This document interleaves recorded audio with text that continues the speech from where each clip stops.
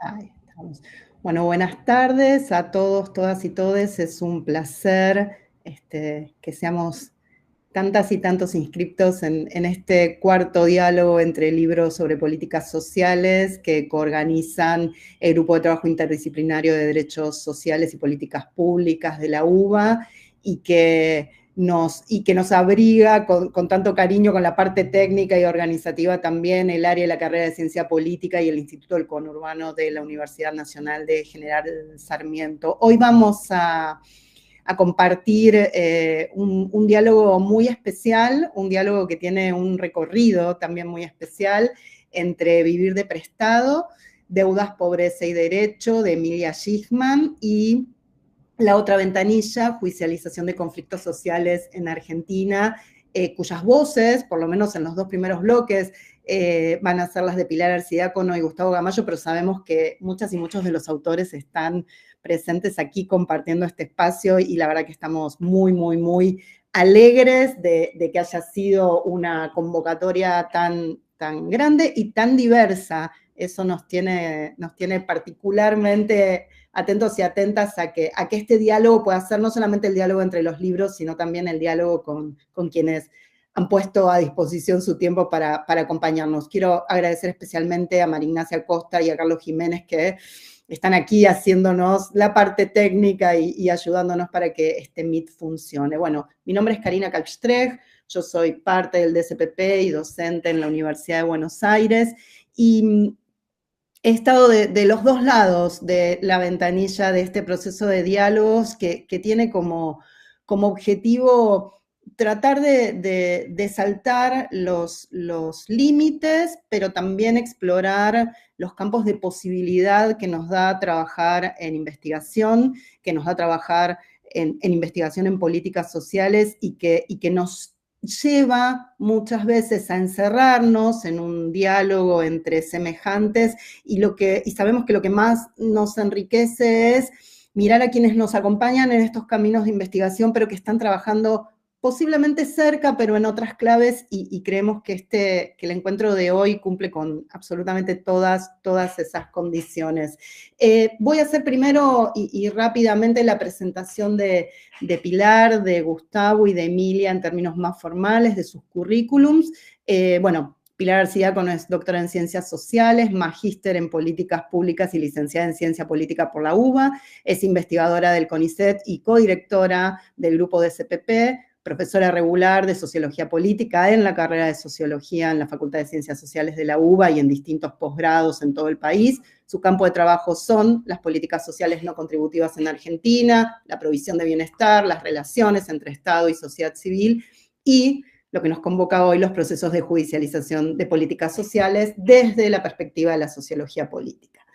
Vamos a tener también hoy la voz de Gustavo Gamayo, también doctor en Ciencias Sociales, magíster en Políticas Públicas y licenciado en Sociología por la UBA, cofundador y codirector del DCPP.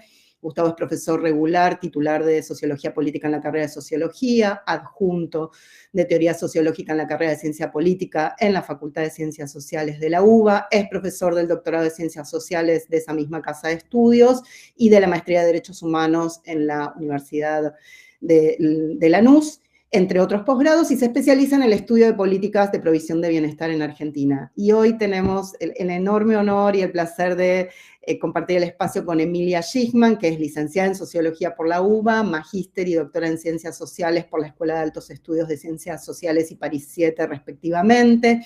Es investigadora del Centro Nacional de Investigación Científica adscripta al Centro Maurice Halbach, y su obra explora las economías populares y particularmente los usos del derecho y la relación entre la ciudadanía y el Estado.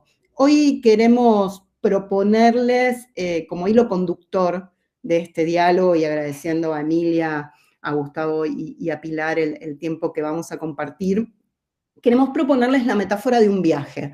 ¿Sí? Pensábamos en la previa, un viaje que puede ser en tren y en subte, pero lo que vamos a ver es cómo Vivir de Prestado y La Otra Ventanilla aparentemente parten de estaciones y de cabeceras de una misma línea ferroviaria o de subte diferentes, pero una de las cuestiones que que creemos y esperamos que este diálogo genere es el encuentro en una especie de estación central. Vivir de Prestado parte de una estación que está en el corazón del complejo habitacional Suárez, en una zona que es borde, frontera, porosa de la ciudad de Buenos Aires, y que Emilia nos va a traer con elementos que son muy, muy afines a la sociología, a los estudios etnográficos, a una mirada que va desde el territorio hacia la construcción de tramas de sentidos, y nos va a traer muchos bordes y muchas periferias para dialogar. Y La Otra Ventanilla, que es un grupo que parte de la otra punta de esta línea ferroviaria, una obra colectiva, coral, que posicionábamos en todo caso cerca de tribunales o de Retiro, para pensar esta metáfora, va a partir de estos espacios, de la juridificación de los conflictos sociales, del rostro judicial que van adquiriendo actores y problemáticas en un abordaje que es multiactor, multiinstrumental, multiinstitucional, y sobre todo nos va a plantear una idea de multisaberes. Una cuestión, y sin querer hacer ningún tipo de spoiler de lo que vamos a charlar hoy, nos vamos a encontrar con una tensión central en este aproximarse de nuestras formaciones a ese andén central. Y la palabra que va a rondar todo el tiempo este diálogo es la del carácter performativo. Y podríamos ver la tensión, los acercamientos y las distancias entre el carácter performativo del derecho, con mayúsculas, que intenta inscribir regímenes jurídicos en territorios, grupos, conflictos, lazos, cuerpos. Pero el trabajo de Emilia y algunos de los puentes mucho más directos con algunos capítulos de La Otra Ventanilla también nos va a hablar del carácter performativo, pero en este caso de los cuerpos, los lazos, los conflictos, los grupos y los territorios para construir lo que llamamos derecho desde abajo, y ella va a trabajar como derecho vivo.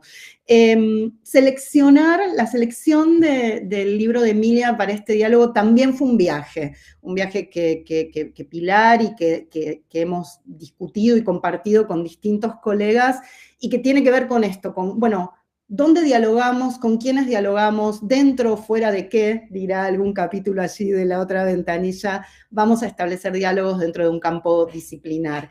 Y en Vivir de Prestado vamos a ver que esas líneas nos hablan de manera permanente del derecho vivo como un espacio de tejido, de construcción, de performatividad, de legalidad, decimos desde abajo, lejos de posicionarse en un espacio de, como dice Emilia hacia el final del libro, de populismo jurídico. Vamos a ver la vida en Suárez, que seguramente les va a resonar a muchos complejos habitacionales que conocemos, como una escena donde la deuda, el endeudamiento y los lazos que se construyen a partir de esta trama material y simbólica son una matriz de inteligibilidad de relaciones sociales que prácticamente, pero también como aspiración normativa, construyen un orden que no desdeña al derecho en general, pero que lo resignifica en el día a día de los hombres, mujeres, infancias, juventudes que habitan Suárez. Y allí vamos a encontrar una serie de figuras.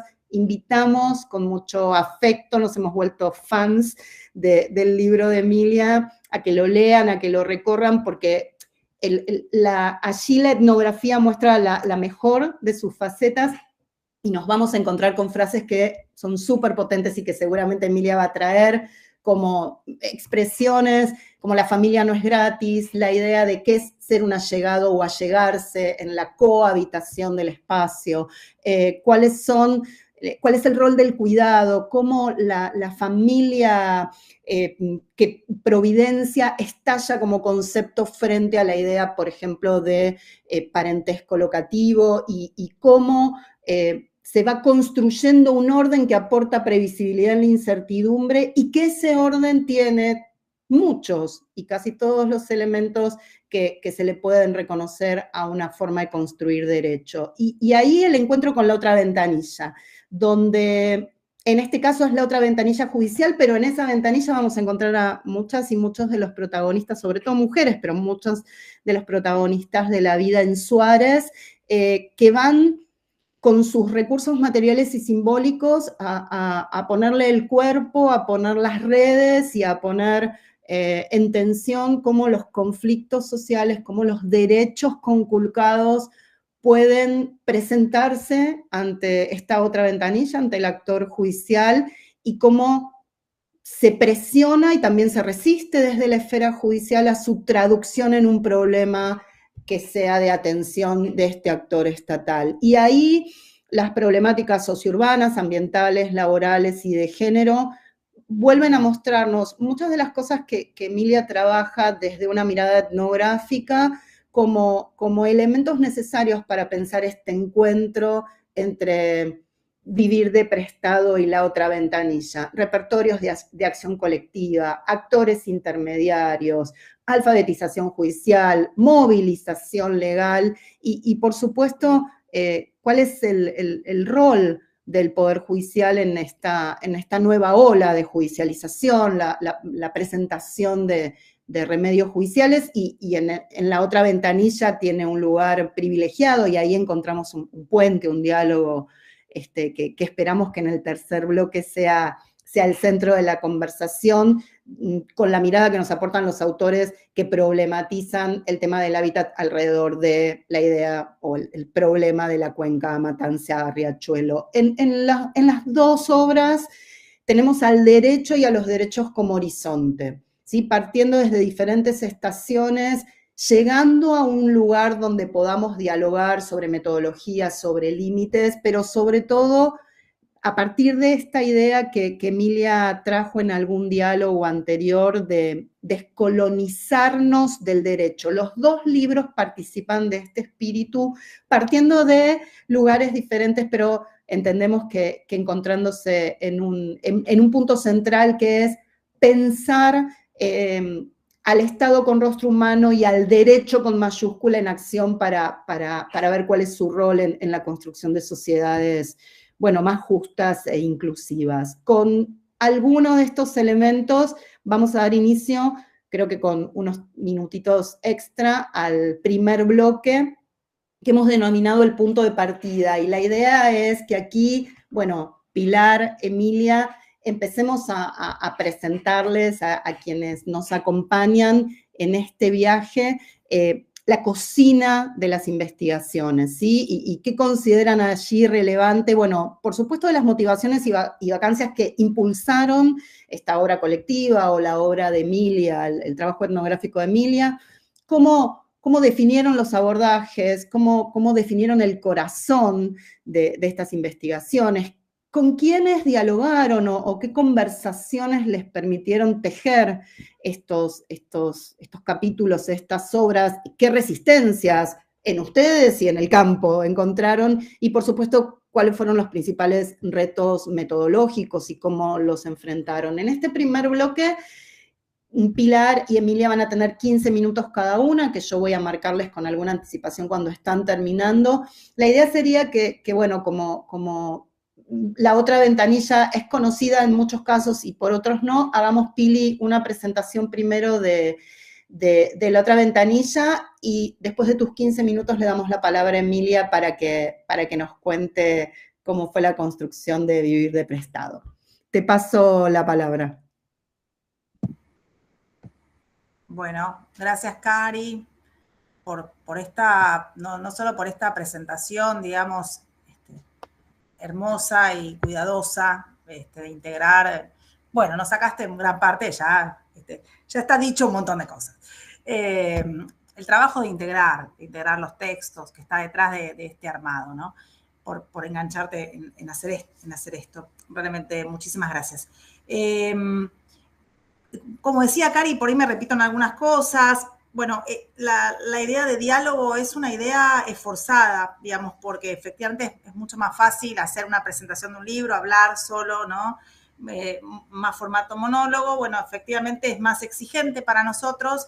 Esta idea la venimos trabajando y digamos, craneando e empujando con la carrera de políticas sociales bueno, con Ignacia Costa a la cabeza de la Universidad General Sarmiento y nosotros como equipo UBA. Y digo una cosita, Cari, también me meto en algo de la introducción, pero digamos, hubo 3 diálogos previos, por eso ese es el cuarto, eso es obvio, pero que vamos a estar compartiendo estos días como para volver a estas piezas que están grabadas, ¿no? Revalorizar también lo que hicimos, digamos, los diferentes diálogos que supimos construir en este tiempo. Sabemos que acá hay gente de diferentes profesiones, disciplinas, vimos el Excel, digamos, hay trabajo previo, y la idea es genial porque es expandir no solo al campo académico, sino al campo de los decisores, de los operadores, de los activistas, digamos, de distintas personas interesadas en el campo de lo que es, digamos, los derechos, voy a decirlo de alguna manera, y en mi caso particularmente en el campo de lo que a nosotros nos interesaba, que era la judicialización de los conflictos sociales. No fue fácil, Cari adelantó algo de esto, no fue fácil encontrar un libro que maride con la otra ventanilla. Queríamos hacer ese maridaje, no era fácil. ¿Por qué? Porque nos esforzamos siempre en buscar un libro que tuviera más o menos que fuera contemporáneo, no era un libro de 2016, digamos, tenía que ser contemporáneo. En ese recorrido y en esa búsqueda, reconozco que yo fui insistente y pesada con muchos y muchas. Le agradezco, creo que está por acá conectada, ya no veo quién, pero está conectada y quién no, pero le agradezco a una de las autoras, a Leticia Barrera, que me impulsó, digamos, juntar este libro de Emilia con nosotros, libro que ya me había presentado en algún momento, también creo que está por acá, Luisina Perelmiter, amiga y compañera de trabajo diario, y la verdad que fue un hallazgo. Fue un hallazgo enorme, es hermoso el libro, no puedo dejar de decir lo que es hermoso, es precioso, y que todos estos días compartimos la lectura con Cari, con Gustavo y con varios del libro de Emilia, y que es un placer leerlo, la verdad que hay que decirlo, cuando un libro es tan lindo de ser leído. Pero entonces era difícil encontrar. ¿Y por qué era difícil encontrar? Porque en realidad lo que nos planteábamos era un desafío de encontrar un libro que venga a problematizar la cuestión de los derechos y en nuestro caso, insisto, la intervención judicial, pero particularmente los derechos desde las ciencias sociales y no de una mirada estrictamente jurídica. Se nos presentaban muchos libros, compilaciones, o libros, digamos, distintos libros, pero que no tenían la particularidad o la mayoría de los que surgían eran de autores y autoras de la otra ventanilla, que después vamos a nombrar, pero que son un montón de compañeros y compañeras, porque como dijo Cari, es una obra polifónica, digamos, no es una obra como la diferencia es importante. El libro de Emilia es producto, digamos, un trabajo individual, nuestro trabajo nada que ver, es un trabajo colectivo y es un trabajo que fue conversado, dialogado, que fue charlado entre nosotros. Después no me van a dejar mentir, hay varios acá y la idea es en el tercer bloque que hablen, que agarren el micrófono y puedan conversar. Entonces, yo conocí a Emilia particularmente y muchos de nosotros por el primer capítulo, creo que es el primero, ¿sí? El de la ronda de mujeres. Es un tema que se usa, digamos, yo le comentaba a Emilia, circula por la política social, porque la cuestión de estas mujeres que conocen los circuitos, ¿no? Que tienen estrategias ya muy desarrolladas, saberes muy desarrollados que los comparten, a los cuales recurren permanentemente para, justamente, por ejemplo, reclamar subsidios habitacionales, que es uno de los temas del libro que compilamos con Gustavo, La Otra Ventanilla. Esa ocupabilidad de las mujeres en estos, y tan trabajado por el campo de los feminismos y de los estudios de género, es un tema que ya nos resonaba. Pero el resto del libro, bueno, fue una gran novedad y una gran sorpresa. Así que agradezco que me lo hayan presentado. Decía al principio, en términos de diálogo, que no es una comparación desde ya, ¿no? Es algunas cosas que cuando lo leíamos nos resonaba. Uy, esto está muy parecido, acá llegamos a un momento totalmente diferente al de Emilia.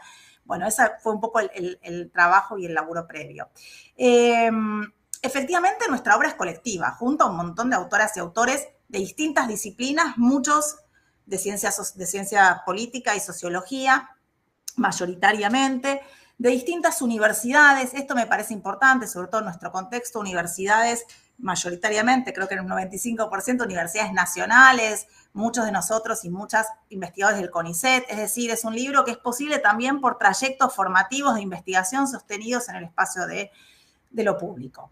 Y nuestra excusa era juntar algo que veníamos viendo, que había un conjunto de personas que trabajaban, venían metiendo la cuchara, metiendo ahí sobre distintos tipos de judicialización, ¿no? Distintos temas, distintas áreas, distintos derechos, pero que venían preocupados por la judicialización de conflictos sociales en la Argentina.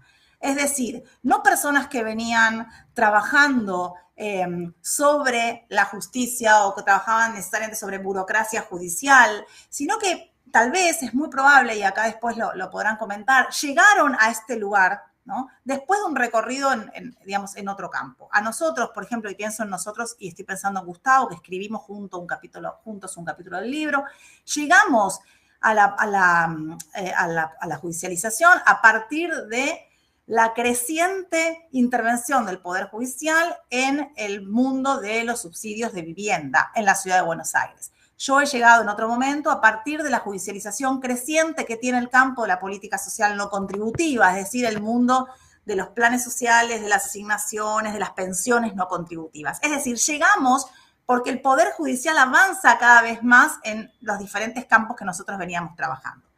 Entonces, digamos, había dos cuestiones que a nosotros, digamos, que creo que como grupo nos conectaban, nos movilizaban y ahí empezamos a juntarnos. Uno tenía que ver con lo que llamamos juridización de las relaciones sociales. No me quiero poner, digamos, excesivamente pesada con los términos, pero digo, para que tengamos en cuenta un proceso de denominar en clave de derechos, si ni siquiera pienso que sea el derecho positivo, denominar en clave de derechos cuestiones que antes no eran llamadas como derechos, ¿no?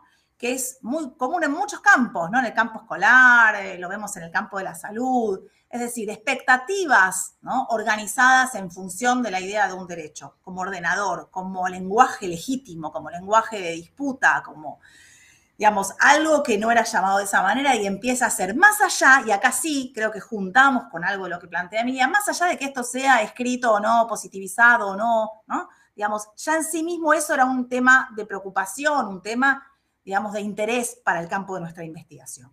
Pero después estábamos, digamos, permanentemente mirando, investigando, tratando de llegar a alguna información sobre lo que ha sido esto que llamamos en el texto, a lo largo del libro, o en la introducción, enmarcamos de este lado, una nueva ola de judicialización de conflictos sociales. Que justamente coincide con el deterioro de las condiciones sociales, con la falta de respuesta de distintos poderes ejecutivos a determinados campos de política pública, que no es propiedad solo de Argentina, exclusividad de Argentina, que hay otros países de la región que obviamente también tienen una trayectoria judicializadora, pero que Argentina realmente, digamos, es importante en términos de cantidades y en términos de peso la marca que va dejando el nivel de judicialización que tenemos. En conflictos sociales, es decir, despejo acá otros rostros de la judicialización sobre los cuales el libro en todo caso se mete y después voy a decir con qué, pero digamos, particularmente con este rostro. Un rostro, digamos, que tiene que ver con el campo de la protección, ¿no? Un campo que tiene que ver con la reparación, un campo que no estamos romantizando en el texto, justamente, y me parece que es importante, hay una mirada crítica, una mirada, digamos, que muestra distintos momentos, además, digamos, hay mucho de eso, hay mucho de ciclos, ¿no? Hay mucho, estoy pensando, bueno, creo que está por acá también, en el trabajo de Gabriela de la Mata, digamos, hay mucho trabajo que también tienen investigadoras e investigadores que pueden ya mirar largo alcance, ¿no? Digamos, que no están mirando solo un momento, que pueden mirar un buen ciclo.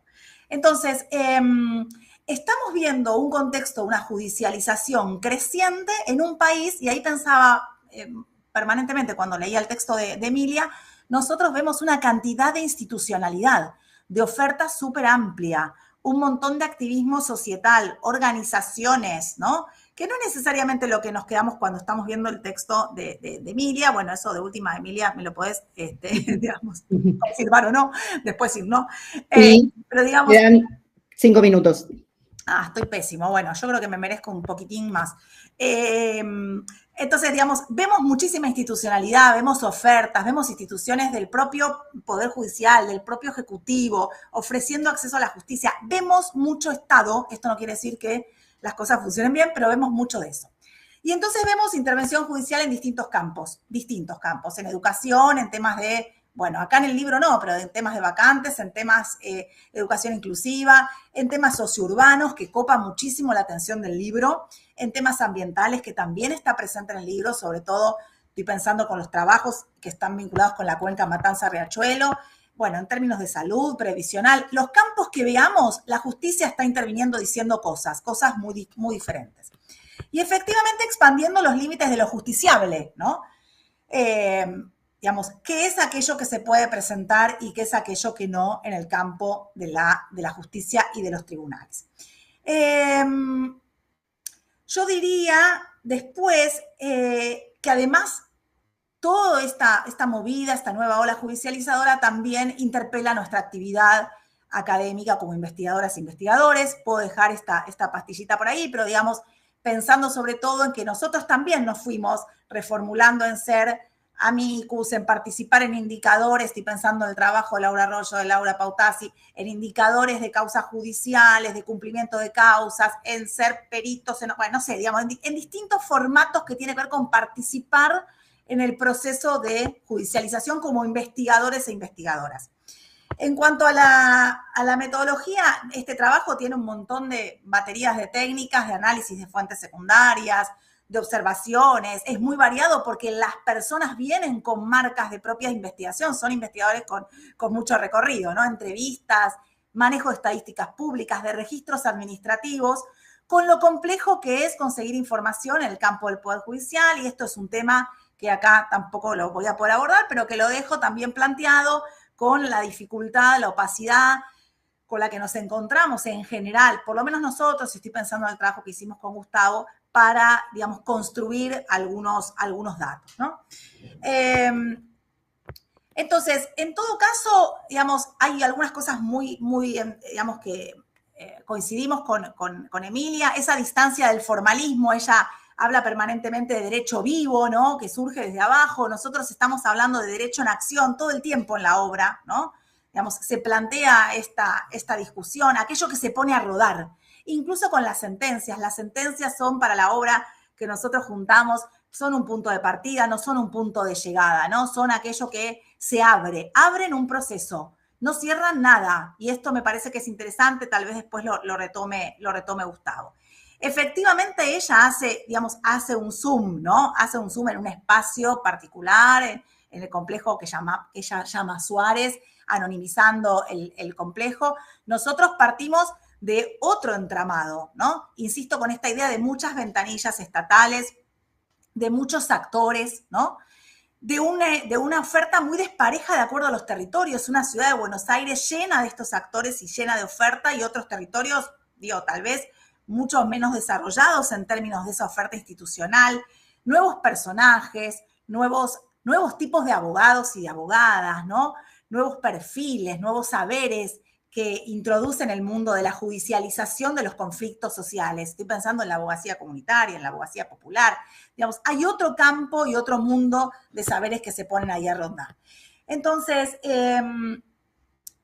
lejos de romantizar en el texto, insisto, con esta idea, el rol del Poder Judicial, y ver también que en paralelo, creo que el texto de Cristina Cravino con Carla Feinstein lo muestran con claridad, digamos, lejos de pensar que, digamos, deja de operar el Poder Judicial en su rostro punitivo.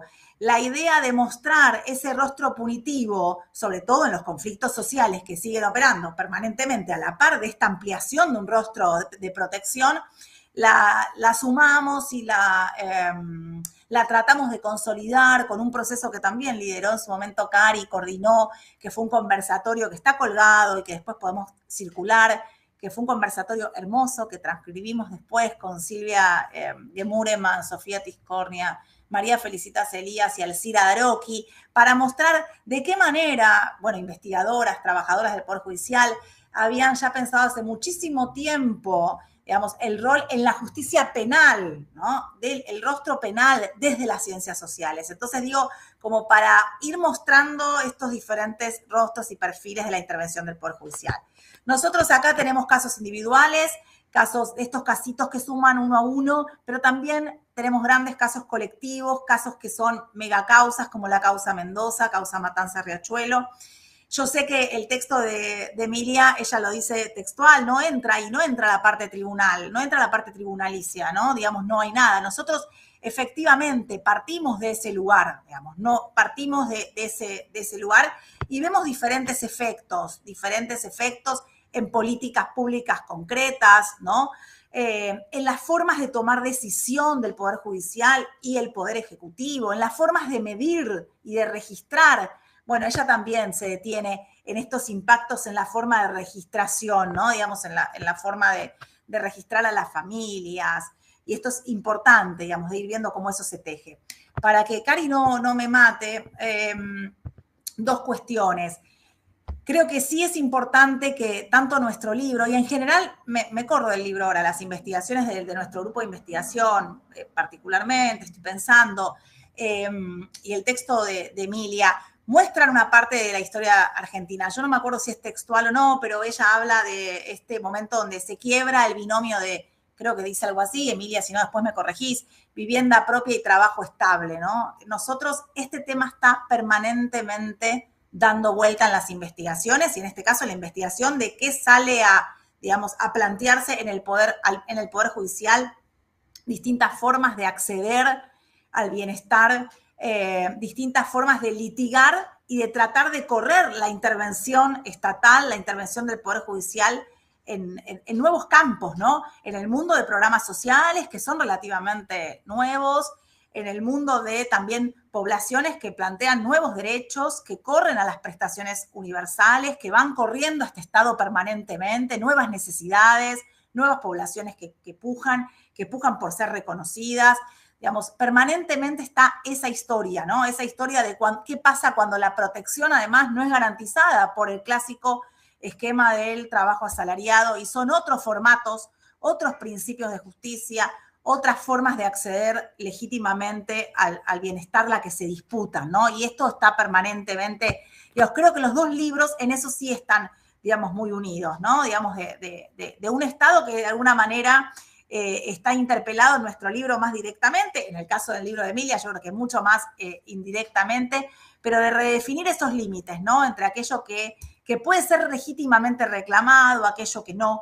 Y esto me parece central. Y lo último, que me parece que, digamos, en los dos casos hay una propuesta que cuestiona representaciones, digamos, dominantes del derecho, ¿no? Nosotros la hacemos disciplinar, decimos, venimos, algo bastante textual, digamos, venimos a disputar el monopolio del saber jurídico sobre los derechos y la investigación sobre la justicia. Nosotros queremos con este libro que se abra una agenda de investigación, de alguna manera, que esto se meta en los trayectos formativos de nuestras disciplinas, de las cuales sabemos que todavía no está tan metido, ¿no? Entonces, es una disputa disciplinar, ¿no? Que discute de alguna manera, bueno, esta vacancia de lo que sería, y con esto termino, para nosotros, digo, para la otra ventanilla, el Poder Judicial, el poder menos estudiado en general por las ciencias sociales. Entonces, ahí hay un cuestionamiento y una necesidad para nosotros de seguir avanzando. Esto nada más abre, es un aporte, pero bueno, que junta una banda hermosa de gente que bueno, que a nosotros nos fue un placer enorme trabajar. Gracias, Cari. Después, cualquier cosa, vamos, compañeros y compañeras. Bueno, muchísimas gracias, Pili. Bueno, Emilia, hacemos 15 y te aviso y quedan 5, así equilibramos y después le robamos porque si no vos vas a tener que hablar de corrido. Bueno, dale, perfecto. Bueno, muchas gracias, hola a todas y a todos. Muchas gracias, Pilar, Karina y Gustavo, por la invitación a este diálogo. Y Cari, muchas gracias por tu generosa presentación y por tu lectura de mi libro. Bueno, como decía Pilar, efectivamente yo no trabajé sobre judicialización. El libro Vivir de Prestado no trata sobre tribunales, juzgados, sino sobre los usos del derecho en la vida cotidiana de un gran complejo habitacional, con la pregunta sobre el alcance de esos usos del derecho, qué efectos tienen y cómo en realidad esos usos reinventan el derecho con una D mayúscula, ¿no? El derecho escrito. Entonces, me parece que ahí está el punto de confluencia entre los dos libros, ¿no? Que cuestionan efectivamente la idea, que es la de la ciencia jurídica, según la cual el derecho se escribe y se produce en las instituciones y que se aplica de manera vertical de arriba hacia abajo. Y bueno, lo que yo quise mostrar es que no, que también se escribe, se dice, se habla desde abajo y que esas prácticas del derecho, esos usos, también tienen efectos en el derecho con la D mayúscula, ¿no? En el derecho escrito. Como me invitaron a empezar por el punto de partida en este viaje que propuso Cari, quería volver rápidamente sobre mi trayectoria porque me parece que explica un poco cuál es el abordaje que hice en este libro. Ahora van a entender por qué. Primero, bueno, yo me recibí en la UBA de licenciada en Sociología. Hice el ingreso en el 2001, o sea, en una Argentina atravesada por la crisis, donde la sociedad, como sabemos todos, tocaba fondo y se reinventaba de forma muy pragmática. Asambleas populares, fábricas recuperadas, o sea, las experiencias de autoorganización eran incontables y eso orientó mi mirada. En ese momento, cuando había avanzado ya en la carrera, conseguí una beca para estudiar en Francia y empecé un trabajo de campo allá, en un barrio de vivienda social en la periferia de París. Y lo que hay que saber es que en esos barrios de vivienda social tener una vivienda es de una forma, para algunas personas, un lujo, porque si la situación familiar y económica no cambia, esa vivienda, ese contrato de alquiler, lo puede tener de por vida. Uno accede a la vivienda a través de un contrato de alquiler. La vivienda social no se organiza con acceso a la propiedad como en Argentina, sino que es de alquiler, pero es como una forma de propiedad social, como dice Castel, porque puede tener una duración de por vida. Y en ese trabajo de campo descubro el trabajo con los expedientes, con los archivos, y en los expedientes de los inquilinos descubro una cantidad de cartas impresionantes que los inquilinos enviaban al organismo gestor, al administrador. Y en esas cartas un doble movimiento aparece. Por una parte, descubro los arreglos informales entre inquilinos, subinquilinos, ocupantes sin títulos, bueno, todo un conjunto de estatus de ocupación por fuera del estatus de inquilino. Y por otra parte, descubro también toda una cantidad de pedidos de reivindicaciones dirigidas al organismo gestor para legalizar esos arreglos o para traducirlos en alguna forma de contrato o en alguna forma legal. Entonces, bueno, ya ahí empiezo a interesarme en la cuestión del derecho y de la movilización legal, entre comillas. Y también me fijo, busco del lado de la jurisprudencia y me doy cuenta que algunas de esas demandas se transforman en litigios y llegan a los juzgados. Y algunos jueces toman en cuenta esos arreglos informales entre inquilinos, ocupantes, subinquilinos, sobre todo cuando esos arreglos toman la forma de lo que llamé un parentesco locativo, es decir, cuando mezclan relaciones afectivas, contractuales, etc. Bueno, ahí nace una de las cuestiones teóricas que va a guiar mi trabajo de campo en el conjunto Suárez, que es la de la relación entre las normas y las prácticas. Es decir, la de saber si la acción social o la actividad social se limita a interpretar reglas formales establecidas en el Congreso, en los tribunales, en las instituciones formales, o si la acción social misma es la vía a través de la cual la legalidad se construye. Es decir, si el derecho se aplica de manera vertical desde arriba o si la fuerza de las prácticas también desplaza los límites de ese derecho y actúa sobre la legalidad. Esta cuestión va a ser central en el trabajo de campo en Argentina. Otra cuestión central va a ser el tema de la descripción, de la escritura. El libro está lleno de relatos, tiene una forma muy narrativa. Cuando empecé la carrera de sociología, yo pensé que uno leía mucha teoría en ese momento en la carrera en la UBA y pensaba que en realidad la investigación no tenía sentido si uno no podía transmitir de manera clara, crear informes claros que los entrevistados o nuestros interlocutores pudieran entender. Entonces, ahí también hay una idea de poder escribir y que que nos lean quienes nos ayudaron a hacer esta investigación, digamos. Que sea un texto accesible al público, digamos, a un público no experto. Bueno, entonces empecé la tesis con estas preocupaciones en la cabeza. Quería volver a Argentina, estaba en Francia, quería volver a Argentina, estudiar la vida económica informal, ¿no? de un barrio popular y la producción de sus marcos jurídicos. Y quería romper con la idea según la cual en los barrios populares solo hay clientelismo, ilegalidad o extralegalidad,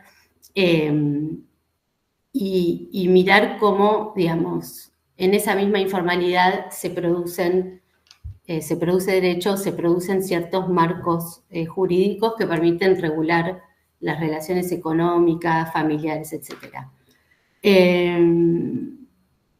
Me acuerdo que en el momento, ya lo dije en otra ocasión, un colega argentino me dijo que era ridículo trabajar sobre los usos del derecho en los barrios populares, como si la vida en esos barrios se redujera a la informalidad, etc. Y ahora, retrospectivamente, pienso que finalmente esta ida y vuelta entre Francia y Argentina, digamos, tuvo efectos heurísticos que investigué en Francia con una mirada argentina, me permitió ver toda la informalidad que hay en esos barrios de vivienda social franceses, y volví a Argentina con algunas preocupaciones, digamos, más de la teoría social francesa sobre el derecho, lo cual me permitió también romper con algunos prejuicios, ¿no? Y en ese momento, en el momento de empezar la tesis, también leí un artículo que fue fundamental para mí, un artículo de dos cientistas sociales, Pierre Lascum y Evelyn Cerveran, que se llama Le droit comme activité sociale, el derecho como actividad social, sobre la sociología del derecho de Weber, en donde, bueno, los autores muestran que para Max Weber, las reglas son un marco de referencia para los actores y no son imperativos sancionados que determinan las conductas desde afuera. Son un conjunto de recursos, de motivos que orientan las conductas, pero no imperativos que se imponen desde arriba. E incluso Weber fue más allá de esto cuando escribió, y lo voy a citar, perdón por el academicismo, que dijo que una vez que la ley se vuelve familiar para los actores, puede ser que su sentido inicial, pretendido por sus autores en el Congreso de manera más o menos unívoca, caiga en el olvido o en desuso por un cambio de significación. ¿Qué estaba sugiriendo Max Weber? Que las normas y las prácticas mantienen una relación recíproca y circular. Y esto es lo que me interesaba a mí mostrar en esta tesis. Ahora sí, pero, digamos, teniendo en cuenta de que esos actores y esas prácticas son también las de los sectores populares. Ahora sí entro un poco más en el libro. Entonces, el libro trata sobre la vida económica en este gran complejo habitacional y sobre las formas de usar, pensar, movilizar o contestar el derecho en ese lugar. Por fuera, entonces, de las instituciones. En este barrio, como en muchos otros, sobre los cuales seguramente muchas y muchos de ustedes trabajan, las deudas son un dato estructural y la inestabilidad es inmensa. La incertidumbre se despliega en dos direcciones. Por una parte, en la dirección de las relaciones interpersonales, sobre todo familiares, y en la dirección de las relaciones con el Estado, con las dependencias estatales. Y entre esas dos direcciones, entre esos diferentes tipos de relaciones, están las deudas. Y en el horizonte de las deudas siempre la eventualidad de la violencia. Una violencia que se puede ejercer desde arriba, como se puede ejercer o se ejerce concretamente desde abajo, ¿no? Y bueno, y lo que muestra el libro es que para evitarlo, para estabilizar las situaciones, los pactos, los arreglos entre la gente, las formas de tenencia en las viviendas, el derecho toma para la gente una existencia central. Entonces, cómo se vive, cómo se dice, cómo se habla, cómo se construye el derecho en ese contexto, al ras del suelo, al ras de sus usos, ese es el hilo del libro, hilo, digamos, que va tejiendo diferentes relatos con diferentes materiales, ¿no? Diferentes tipos de materiales de campo. Observaciones, más o menos participantes, conversaciones, exploración de expedientes, sobre todo los expedientes del Instituto de la Vivienda, de cartas también a las autoridades, trabajé mucho sobre las cartas a Cristina de Kirchner, y de archivos personales. Entonces, bueno, eso, el libro tiene un montón de relatos sobre economías populares, sobre la economía de la intermediación, que es muy importante, todos los tipos de actividades de intermediación que ejercen sobre todo las mujeres para con el Estado, pero también en los barrios. Y bueno, y tiene como protagonistas principales a las mujeres, aunque no tenga una perspectiva de género en particular, pero tiene como protagonistas principales a las mujeres, quienes están al frente de la gestión doméstica, de la autoorganización colectiva, de los comedores, los consorcios, etcétera, y también quienes están al frente de las relaciones con las ventanillas. Bueno, ese es un poco un panorama de cuáles fueron, cómo llegué, con qué preguntas llegué a este trabajo de campo y bueno, cuál es el hilo del libro. Ahora, no sé, Cari, si querés que... Quedan 5 minutos de tu tiempo, así que bueno, con esos 5 minutos después pasamos al otro bloque, las preguntas, empezás vos y después sigue Gustavo. Perfecto, ¿querés que, entonces, directamente a dónde llegué, cuáles son los resultados? Exacto, perfecto. Dale. Bueno, ¿a dónde llegué? ¿A qué estación llegué? Primero, a identificar y a explorar 3 dimensiones muy relevantes de la vida en este barrio. 2, ya las mencioné. Una, la pluralidad de deudas, las cuales estructuran todas las relaciones. Deudas formales, deudas informales, chiquitas, grandes, de corta duración, deudas de por vida. Segunda dimensión, el trabajo sobre la legalidad, lo que yo llamé el trabajo sobre la legalidad a nivel individual y colectivo, cuyo objetivo es formalizar estabilizar los arreglos y los pactos entre la gente. Este trabajo sobre la legalidad se sitúa entre una forma de legitimidad interna, compartida o aceptada por los vecinos, por un grupo de vecinos, no por todos, y una legitimidad externa legal, ¿no? Entonces, este trabajo sobre la legalidad lo que busca es traducir esta legitimidad interna en una legitimidad legal, externa. Tercer elemento, que es el que me interesa en realidad subrayar acá, es la idea muy fuerte en este barrio, como en muchos otros barrios populares, de cuidado y de responsabilidad. Y sobre esta idea quiero detenerme, porque además es un tema que sigo trabajando, que estoy trabajando, el tema de la responsabilidad. El libro describe una cantidad de acciones que tienen que ver con la autoorganización de las mujeres para hacer funcionar los comedores, las economías domésticas, las estafetas, el correo del barrio y los consorcios. Son todas acciones que podríamos llamar reproductivas, ¿no?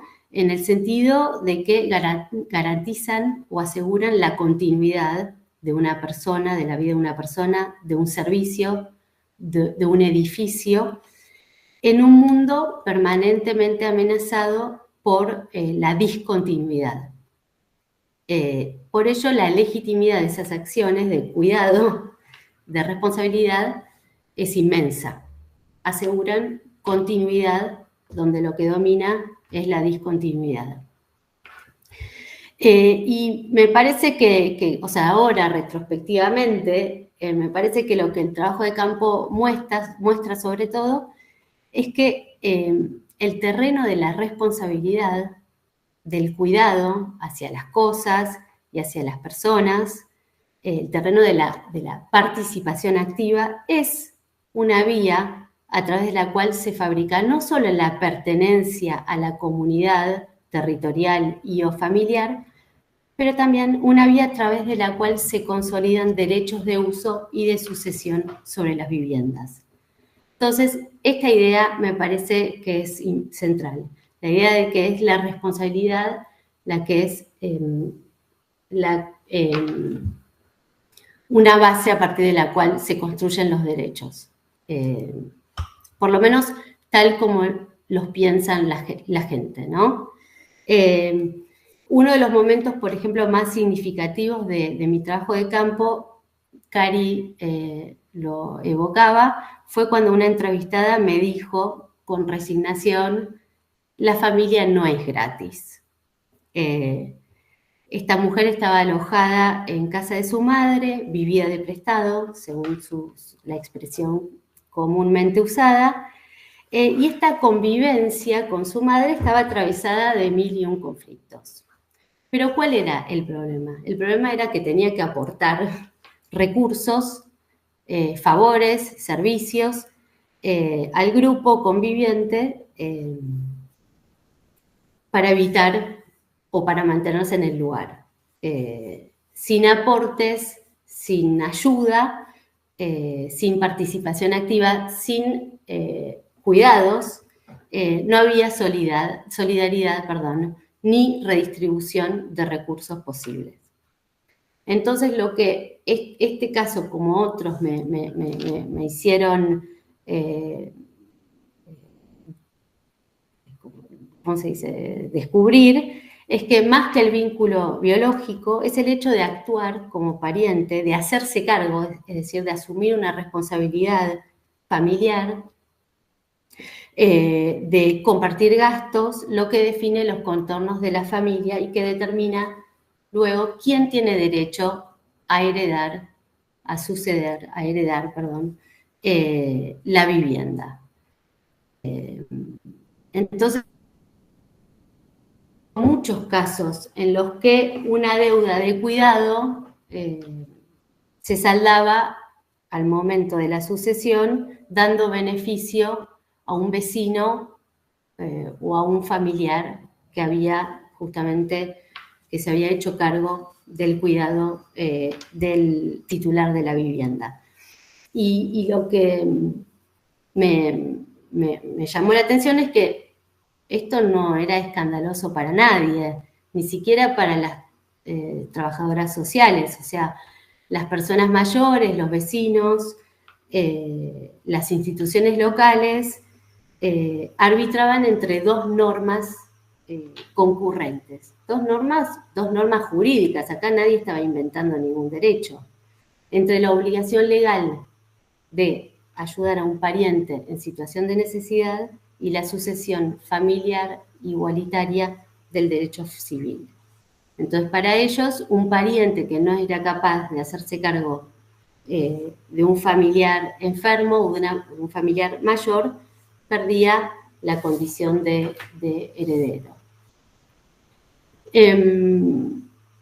Otro de los capítulos centrales trata sobre la ocupación de las viviendas, ¿no? Y acá pasa algo parecido en relación al tema de la responsabilidad.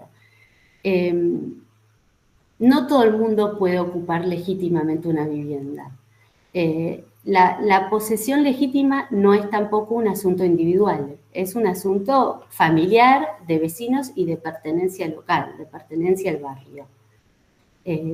Aquí también, quien necesita y ocupa en permanencia, o sea, de manera permanente una vivienda, que cuida el pasillo, que colabora con los vecinos, que paga las expensas comunes, se convierte en un ocupante legítimo que va a lograr juntar todos los papeles necesarios y los testimonios para mandar expedientes completos al Instituto de la Vivienda y logrará regularizar su tenencia. Entonces, el hecho de esto, ¿no? de hacerse cargo, de asumir una responsabilidad, lo que transforma el estatus de una persona, de ser un ocupante ilegal a un ocupante completamente legítimo que se va a transformar en propietario. Lo mismo pasaba a nivel de los consorcios y del derecho de la propiedad horizontal. O sea, ¿quién puede participar de las asambleas de propietarios? No era el que tenía un título de propiedad, o no solo, sino que un inquilino que participaba de la vida del edificio, que tenía las cuentas, que llevaba las cuentas, que era tesorero, pero que seguía siendo inquilino, o incluso ni siquiera ocupante sin título, tenía voz y voto en la asamblea de la propiedad. Bueno, en fin, entonces esto es lo que a mí me fue interesando. Esta idea de que el concepto fundamental en estos espacios no es ni el de familia ni el de propiedad, sino el de obligación recíproca y el de responsabilidad, ¿no? Y es esto lo que va creando, lo que provoca derechos dentro de las familias, pero y también a nivel de la comunidad del barrio, ¿no? Emilia. 5 minutos. Sí, dale, así ya porque si no los tiramos a Gustavo. No, para terminar, entonces, quiero remarcar una cosa, que si bien todos y todas sabemos que la responsabilidad, el cuidado, el hacerse cargo, expone desigualmente a las personas y en particular a las mujeres a la pobreza, sabemos que las personas que tienen niños, niñas y personas a su cargo están más expuestas a la pobreza. Por otro lado, dentro, por lo menos dentro de la comunidad del barrio que yo estudié, estas acciones de cuidados, de responsabilidad, jerarquizan los vínculos, crean grupos de interés, redistribuyen los recursos y provoca esto, como decía antes, derechos, ¿no? Entonces, con el tiempo, aunque estos cuidados estén fuera de las formas familiares, fuera de un contrato, fuera de un título de propiedad, fuera de las normas administrativas, abren, generan o provocan nuevos espacios jurídicos. Y el capítulo, el primero del que hablaba Pilar, sobre las rondas de las mujeres por las ventanillas, deja en claro que estos espacios jurídicos no son una referencia efectiva, sino una construcción cotidiana, ¿no? El resultado de todo un trabajo, una movilización de las familias en los pasillos del barrio y del Estado. Allí me parece que en estos circuitos que las mujeres hacen por las ventanillas, pero también en las cartas que escriben a las autoridades, se ve el vínculo entre esta socialización del derecho y a través del derecho dentro del barrio y la construcción de una conciencia política, de una conciencia de los derechos que da lugar a reclamos y a una reivindicación hacia las autoridades. Bueno, me parece que es todo, es lo que yo quería resaltar de este trabajo. Muchísimas gracias, Emilia. Insisto, escuchándola, Emilia, a mí me vuelven a dar ganas de revisitar algunos apartados del libro, de verdad. Esto es un pantallazo que van a encontrar cuando lo lean, que está trabajado con eso, con mucha urdimbre, con mucha descripción densa de la buena que nos gusta leer. Bueno, Gustavo, va a ser como un poquito más corto para que podamos habilitar el espacio de participación de quienes nos acompañan, que somos muchos y muchas y que tenemos el privilegio de tener autoras y autores de La Otra Ventanilla aquí. Retomo esto último que estaba trabajando Emilia respecto de vivir de prestado y ahora lo pasamos a La Otra Ventanilla. Bueno, el lugar de llegada de La Otra Ventanilla, Pili ya nos puso un poco desde dónde partimos. ¿Desde dónde retomarían hoy como compiladores, si hay que hacer avanzar los hallazgos a los que se alcanzaron, que se alcanzó con el libro en 2020? ¿Y qué resonancias te generó la lectura cruzada, la lectura desde La Otra Ventanilla de Vivir de Prestado?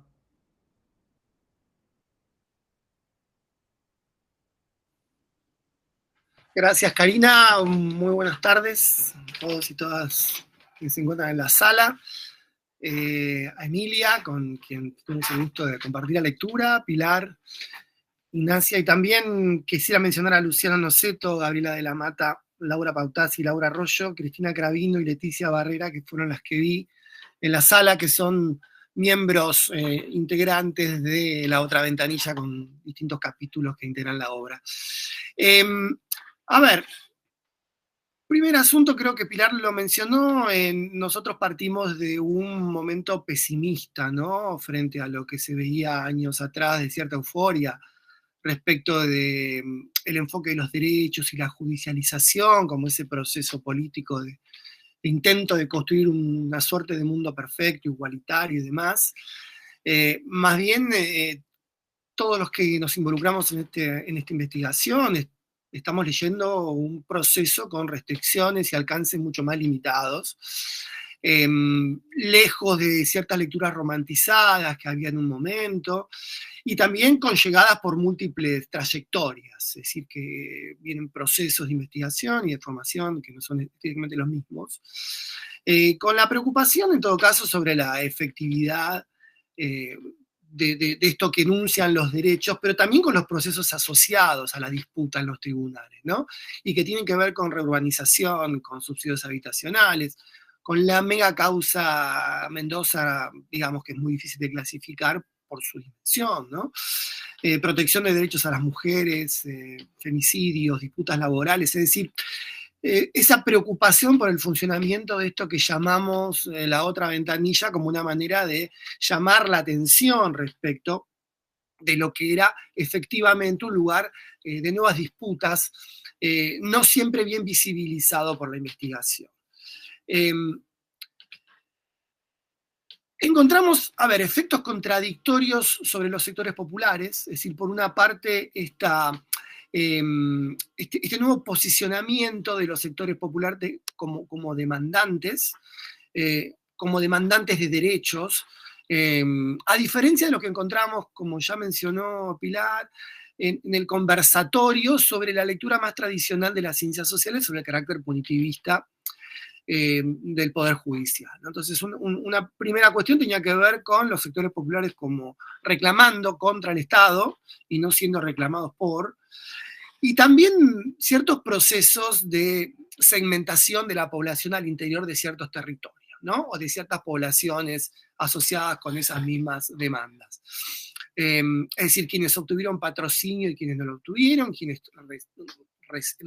tuvieron resultados positivos a sus demandas y quienes no, o inclusive quienes se vieron afectados, por ejemplo, por los nuevos usos del suelo, como es el caso del camino de Sirga en la causa Mendoza, ¿no? La disponibilidad de nuevos saberes y de nuevas retóricas vinculadas con estos saberes, asociadas con este mundo de lo judicial. Aparecen nuevas formas de sociabilidad política. Esto es interesante, es decir, entre actores de base, organizaciones, movimientos sociales vinculados con activistas, con miembros, digamos, oficiales de la justicia, es decir, defensores, jueces, fiscales, como se vio sobre todo en los conflictos por problemas urbanos y particularmente en las villas de la Ciudad de Buenos Aires. Nuevos mecanismos de relacionamiento con los partidos políticos en la emergencia de estos nuevos procesos de mediación con el Estado que aparecía la agencia judicial. Es decir, toda esta movilización legal en los barrios populares que aparece en la lógica de acciones colectivas con nuevas herramientas, con un proceso de alfabetización jurídica, como un repertorio más disponible para estas acciones que habilitan estrategias y a su vez restringen prácticas, ¿no? Que es un poco la cuestión de introducir en el campo jurídico ciertas demandas. Y también algo que se vincula particularmente con lo que en algún punto aparece en el libro de Emilia y aparece también creo que en el capítulo de Cristina y de Carla, esta suerte de percepción diferente sobre el derecho y la agencia judicial de la población respecto de las organizaciones y los movimientos, ¿no? Esta cuestión de cierta desconfianza, no tan nítida como aparece en todo caso en esa mirada más positivamente valorada del mundo asociativo. Aparecen legados en la institucionalidad, es decir, las intervenciones políticas sobre muchos de los barrios estudiados, sobre muchos de los territorios, aparecen nuevas presencias e instituciones estatales, nuevas ventanillas, podemos decir, utilizando el texto del título del libro, ¿no? Y que en el caso de la mega causa Mendoza aparece con una expresión extraordinaria debido a la amplitud de esa nueva institucionalidad, ¿no? Se amplía ese objeto de estudio tanto como problema político, pero también como problema académico, es decir, como problema donde el objeto Estado ya no queda reducido simplemente al poder ejecutivo, y empieza a ser cada vez más necesario mirar esa agencia judicial, la proliferación de nuevas burocracias de calle, un tema que está muy en boga hoy en la sociología política, y también con cierta centro de gravedad en la ciudad de Buenos Aires, ¿no? Como un lugar de efectiva presencia de esta nueva judicialización y de esta nueva institucionalidad. La idea de los derechos en acción, también lo mencionó Pilar, la idea de un juego político que está abierto, que es complejo, que es ambivalente, que es controvertido, que se encuentra en desarrollo, donde sí aparece una fuerte transformación de la esfera pública, ¿no? Donde tribunales, operadores jurídicos ganan en presencia, y que tiene efectos también sobre los lenguajes políticos. Creo que Luciano sobre todo llama mucho la atención sobre esa cuestión, ¿no? Es decir, lejos de visiones formalistas y descontextualizadas, y también lejos de ciertas concepciones de la judicialización de la política como un fenómeno compacto y homogéneo, ¿no? Ya sea virtuoso, ya sea defectuoso, como algo que todavía hay que seguir mirando en cuanto a su configuración en tanto objeto, ¿no? Otro asunto importante, nuevos perfiles profesionales al interior del mundo jurídico, que también aparece no solo en la obra, sino en algunos trabajos que bueno, Andrés Yara, no lo mencioné y está presente, disculpa Andrés, estaba pensando en un trabajo de él también, ¿no? Donde aparece la utilización del derecho en formas estratégicas y creativas distintas, donde empiezan a borronearse los límites entre burocracia judicial y el activismo social, donde aparecen nuevos entramados afectivos en estos encuentros burocráticos, y de la mano, insisto, de esta nueva institucionalidad que se va desarrollando a través de cómo empuja este proceso de judicialización.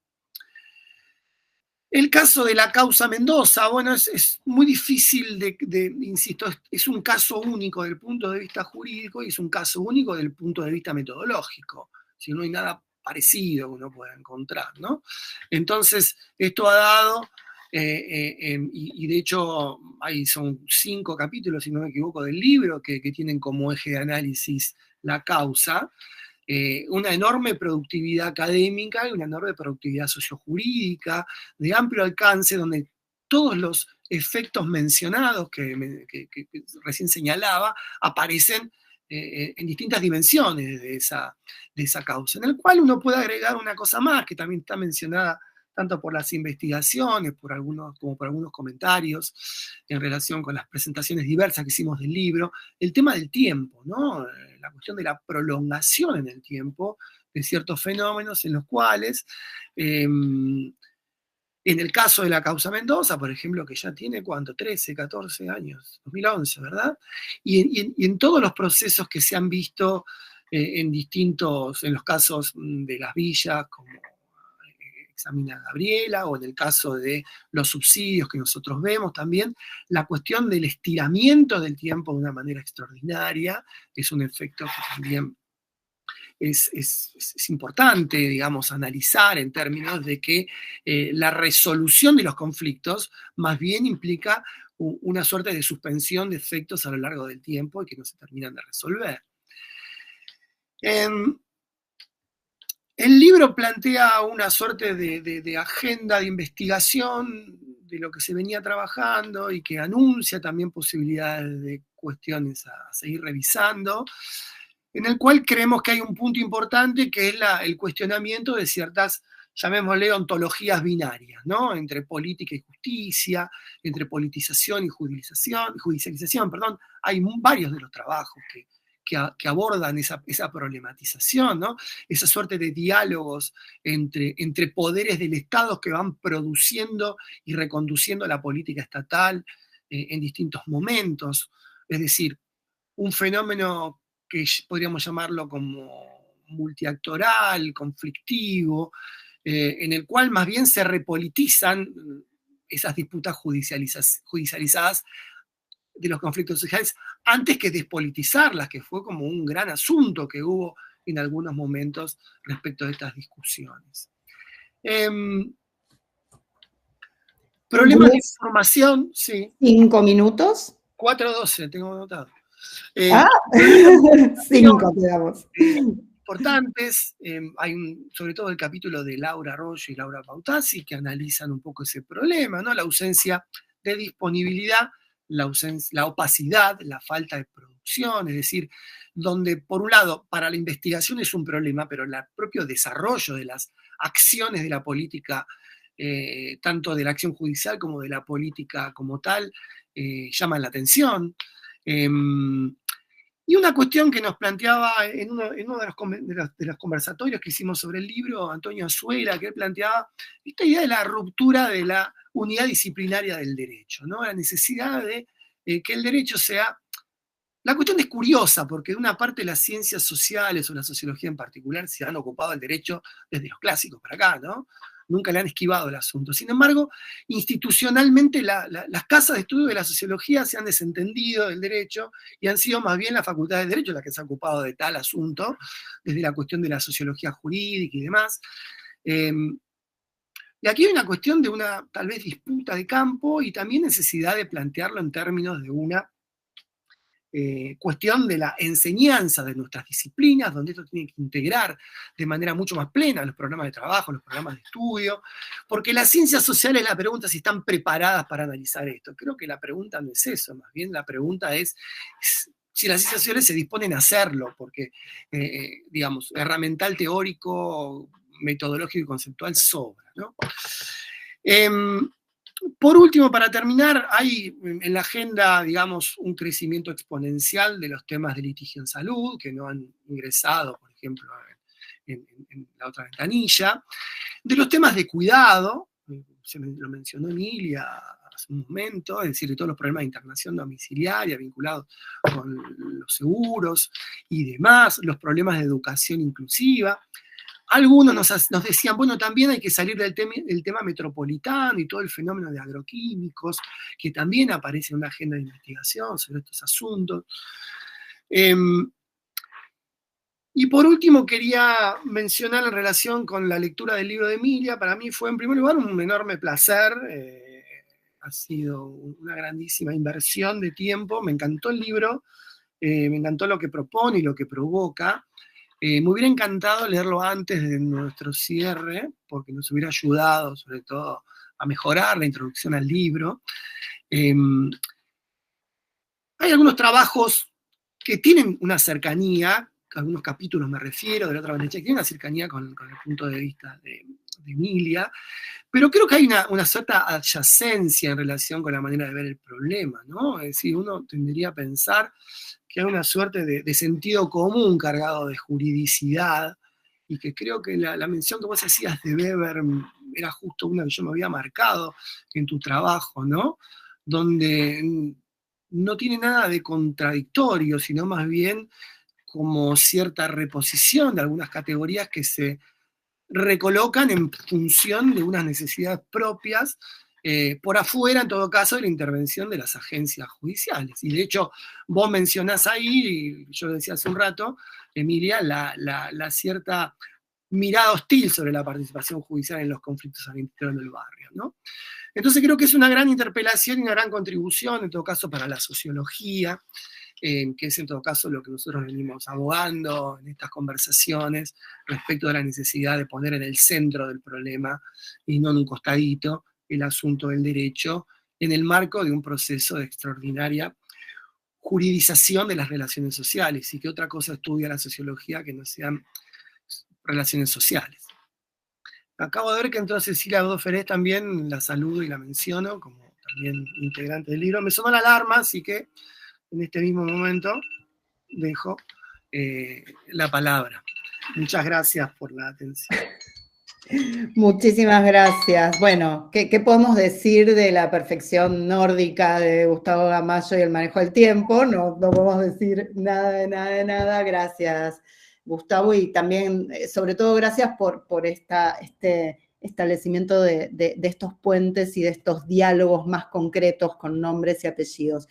Como siempre estamos un poco pasados, no hay webinario que no se pase de los tiempos planteados, así que creo que estamos muy bien. Sí nos interesa fundamentalmente porque, salvo por alguna situación particular, el público permaneció fiel a las exposiciones. Queremos abrir ahora este tercer bloque que planteábamos al principio, donde, bueno, nada, con algo de orden y con intervenciones, si les parece, de tipo reflexivas, o si hay preguntas para Emilia, para Pilar o para Gustavo, abramos el espacio de la otra parte del diálogo. Voy a tomar este término de Gustavo de los diálogos adyacentes, de quienes están aquí compartiendo este espacio, sean reflexiones, reacciones, pensamientos que se puedan sumar a este viaje que hemos propuesto. Ahí yo sé que Nacha me iba a dar una mano, pero si quieren podemos abrir micrófono o nos ponen su nombre en el chat y nosotros les damos la palabra para no hablar todos juntos. No sé, Nacha, si vos tenés ahí alguna mano levantada, que yo no las puedo ver. Cari, por ahí invitar, bueno, vos lo mencionaste, sí, invitar a los autores. A los autores. Porque, bueno, insisto, era diferente, lo habíamos conversado con Emilia, es diferente un texto de autoría individual que un texto que es de muchos, ¿no? Y muchas, así que, nada. Sí, bueno. Para nuestra parte, digamos, más que que abrir, compartir espacio. Por supuesto, no sé, ahí Gustavo decía que está Andrés. Cecilia. Sí, por supuesto. No, perdón, no, claro, me acabo de dar cuenta que en el programa, en el segundo bloque, estaba integrado el tema de las reflexiones que me despertó la lectura a vos de la otra ventanilla. Bueno. No, o sea, me gustaría decir... Por supuesto. 2 palabras, pero bueno, podemos dejarlo para un poquito más adelante, después de las preguntas, como quieran ustedes. A ver, y si hay tiempo. No sé, estoy viendo autores y autoras que están aquí, Laura, las Lauras, que las veo juntas, Autas y Arroyo, no sé si está, no veo quién más está. Si quieren alguna reacción. Ahí Laura, ahí está Laura Bautasi. Bueno, buenas tardes. La verdad que como dueña de casa quería dejar que las y los otros autores empiecen, pero vamos a romper el hielo. Felicitar por este diálogo, particularmente Emilia, por la posibilidad de intercambiar. Me parece que estos 4 diálogos que venimos haciendo son sumamente enriquecedores y también lo que se mencionaba al inicio, el efecto performativo de poder poner en diálogo, y parte de este conversatorio nos ha ayudado muchísimo. Así que muchas gracias, Karina, también, Cari, por este viaje que nos invitaste. Respecto de, la otra ventanilla, son partes de las cuestiones de las cuales soy parte y un gran trayectoria de trabajo en estos campos. Pero lo que me parece sumamente el libro, me sumo a las felicitaciones de que es exquisito en su armado, en su cuidado, en no reiterar, en recuperar, y que además es parte también de un trabajo doctoral y de este intercambio con una literatura que quizás por la prevalencia de lenguas anglosajonas tenemos menos posibilidades de tener esta bibliografía que vos recopilás del mundo francoparlante, y eso también me parece un valor agregado bien interesante. Allí quizás para invitar a un próximo, ojalá, intercambio de investigaciones, ya no solamente dialogar, sino cómo podemos armar en términos, y ahí ofrecemos nuestro equipo de investigación para trabajar. Me parece que hay muchas partes de que dialoga muchísimo con la literatura, que al menos desde el campo feminista llamamos autóctona de América Latina, y que sería como muy rico para complementar.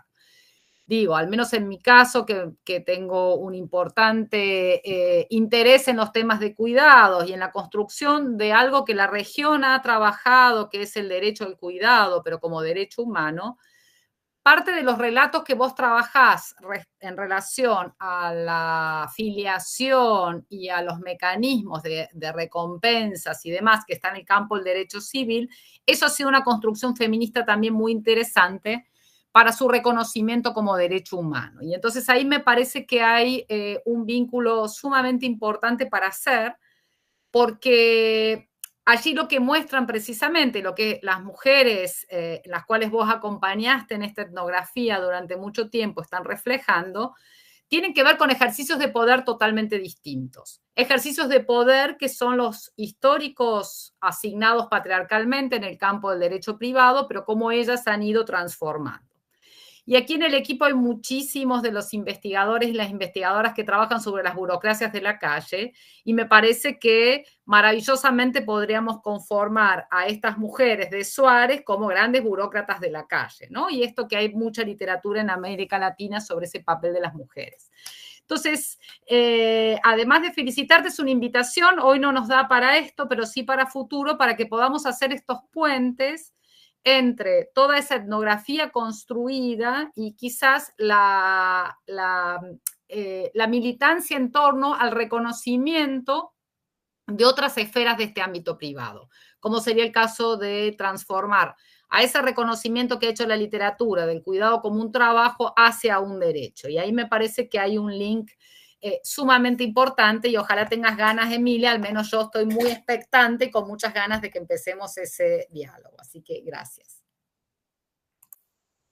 Gracias, Lau. Sí, no, fue imposible leer el libro de Emilia y no pensar, no pensarte en ese marco. Emilia, ¿querés hacer esa intervención ahora y damos tiempo a ver si alguien más de quienes están acompañándonos quiere darnos feedback?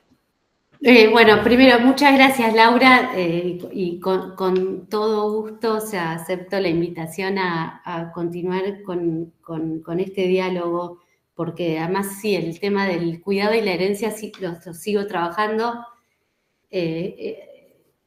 y claro, este tema del cuidado como derecho humano no lo había pensado y completamente interesada en toda esta literatura autóctona de la que hablas, así que gracias.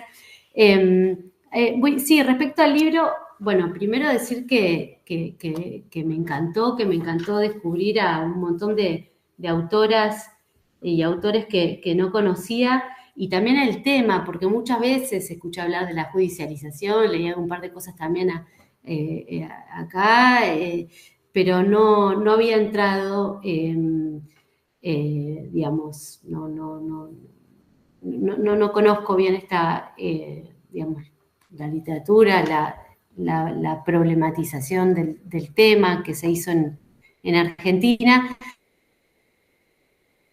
Recordar mucho a un tema de algo que yo había pasado por alto en Soldati, porque, perdón, en fin, en el barrio donde yo trabajé, porque no sabía cómo tomarlo, igual ya era demasiado, es que hubo un caso en el que ciertas vecinas, o sea, había una ley que obligaba al gobierno de la ciudad a intervenir en los edificios que se estaban derrumbando, y ciertas vecinas, digamos, se pusieron la camiseta del activismo para llevar adelante, digamos, una causa, llevar este tema a la justicia.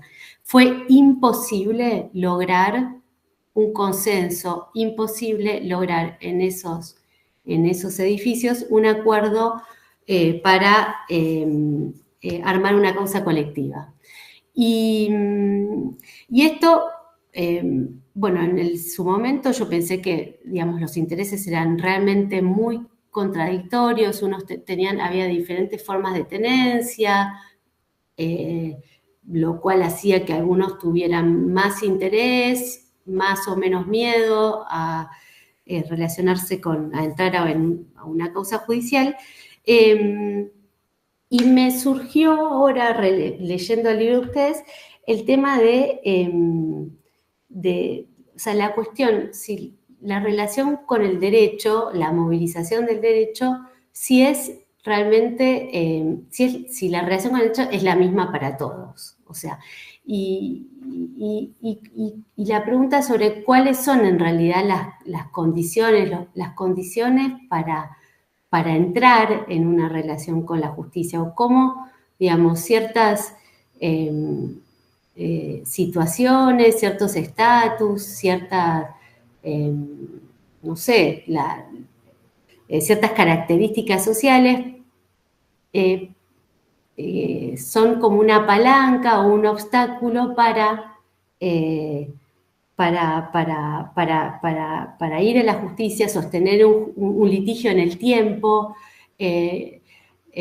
¿Cuáles son los criterios que permiten? Y no se trata solo del patrocinio jurídico, me parece, ¿no? Incluso no todos ni todas las personas, ¿no?, pueden o llegan a acceder a un patrocinio, no porque no estén disponibles los abogados, las abogadas, sino porque tal vez hay experiencias previas o situaciones que no les impidan o que eso sean un obstáculo para. Bueno, esa era la pregunta que tenía, era esto, sobre cómo varían las relaciones con la justicia en esos barrios, ¿no? En función de qué es lo que ustedes pudieron notar, observar, ¿no? Bueno, eso para mí es un tema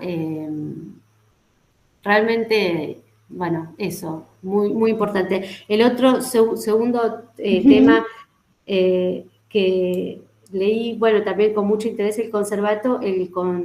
El conversatorio. Me pareció que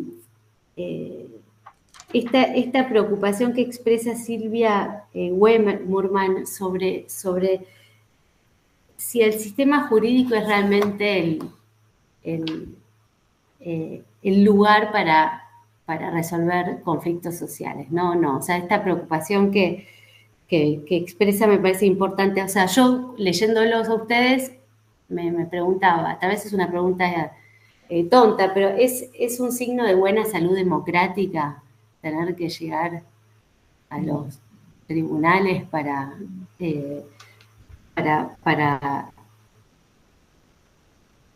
¿no? Sociales? Pero bueno, tal vez es una pregunta que hay que superar. Y la que viene después, que me parece realmente mucho más interesante y que se la preguntan muchos de ustedes, es sobre si la judicialización permite a los actores ganar en conciencia de derechos y en conciencia política. Pienso en lo que ustedes plantean, Gustavo y Pilar, o en el capítulo de Gabriela, de la Mata. Y las respuestas a esta pregunta es sobre el empoderamiento, ¿no?, que genera la judicialización. Las respuestas que dan los capítulos no son uniformes. En el capítulo de Cristina y de Carla, ellas dicen que, yo la cito, es un aprendizaje de la subalternidad de los sectores populares respecto a la justicia, este caso los casos que ellas trabajan. Y en el de Gabriela, al contrario, se desprende una innovación en el discurso público de los habitantes, se desprenden, como también decía Gustavo, formación de alianzas entre los actores jurídicos, bueno, toda un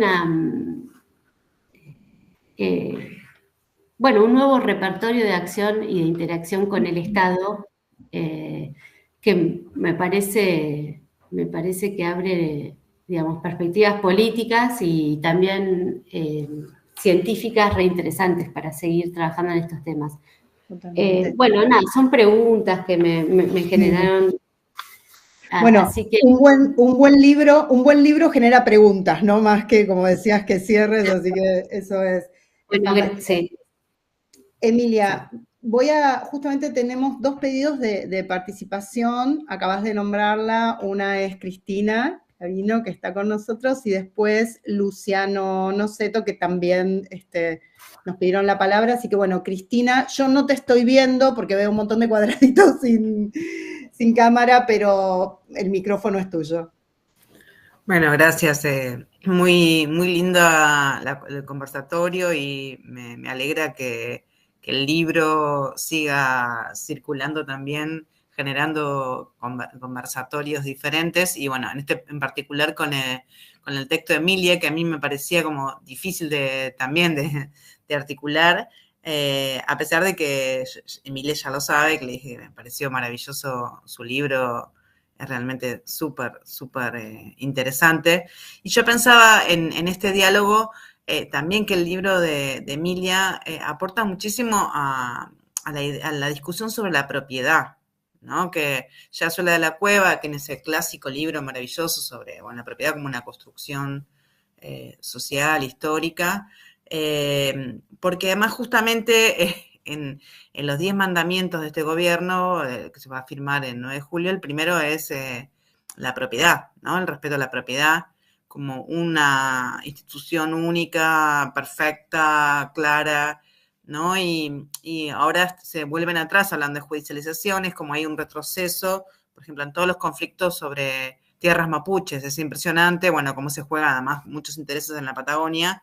Hay todos los que fueron acuerdos, negociaciones, entrega de tierras como reconocimiento indígena, bueno, que ahí también, digamos, tiene que ver con la posesión, el uso, una historicidad, despojo, bueno, tiene que ver con toda una trayectoria también sobre los usos de la tierra, de la propiedad, que se parece un poco, digamos, para hacerle un puente medio extraño, con lo que vos planteás, que tiene que ver también con este derecho de uso, y que también es como, y la transmisión de la propiedad, ¿no? No solamente cómo se termina definiendo una propiedad, sino cómo se transmite, digamos, que es como un derecho rugoso, no es único, indiscutible, claro. Entonces me parece que todo tu aporte para desmitificar algo que está tan construido, no solamente ahora, ¿no? Digamos, sino la Argentina en particular. Una vez yo participé de seminarios en Brasil que discutían un poco la propiedad,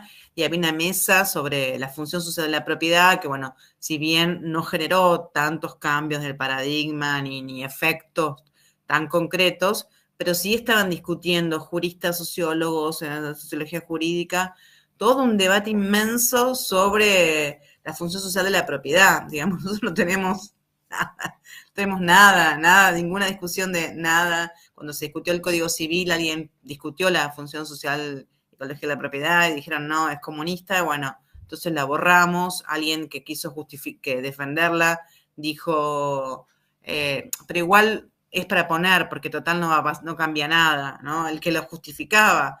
Bueno, entonces, bueno, todas estas cosas, y me parece que es como también tiene otra lectura que tiene que ver esto, como la propiedad se amasa, se construye con el tiempo, la transmisión es bastante efímera porque hay que merecer esa transmisión.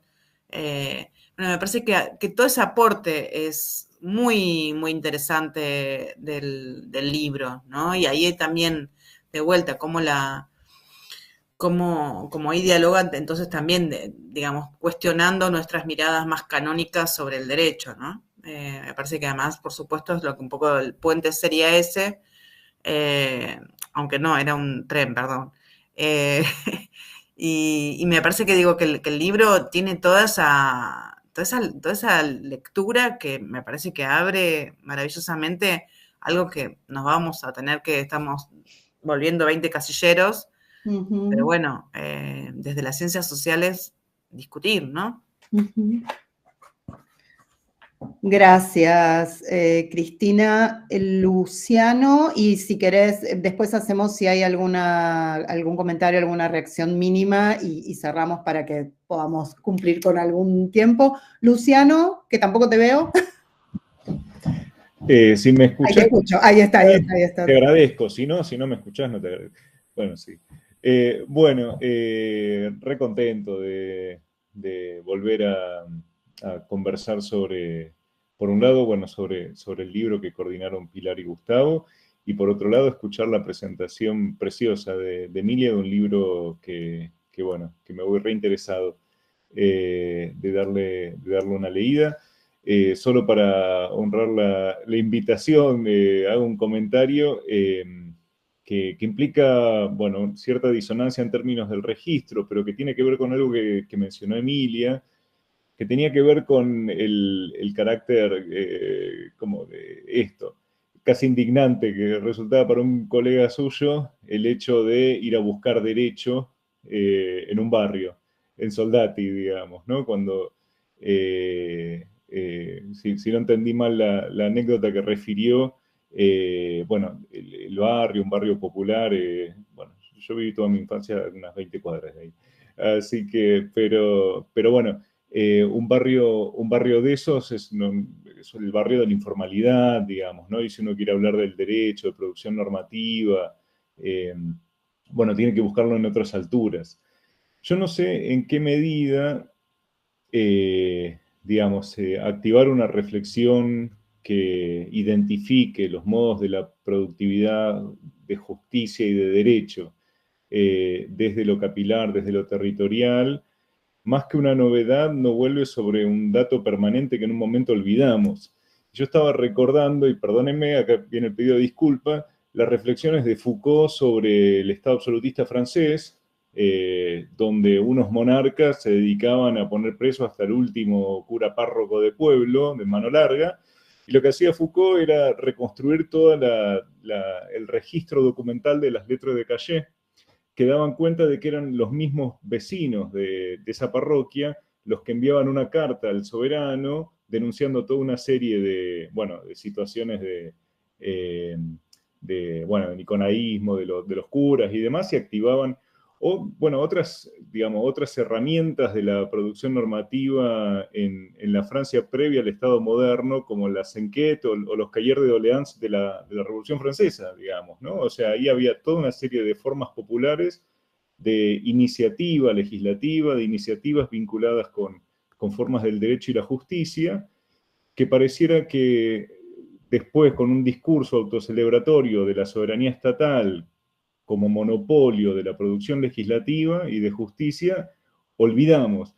Pero lo que redescubrimos en la forma de la movilización legal, en realidad viene a dar cuenta de algo que tiene una larguísima historia, una historia incluso más larga que el Estado moderno, digamos, ¿no? Que es esta coproducción, digamos, de derecho y de justicia, que no solo involucra a las élites, ¿no? Me parecía bien interesante la referencia que hiciste al pasar, Emilia, porque me resonaron cosas que venían del siglo XIII, siglo XIV.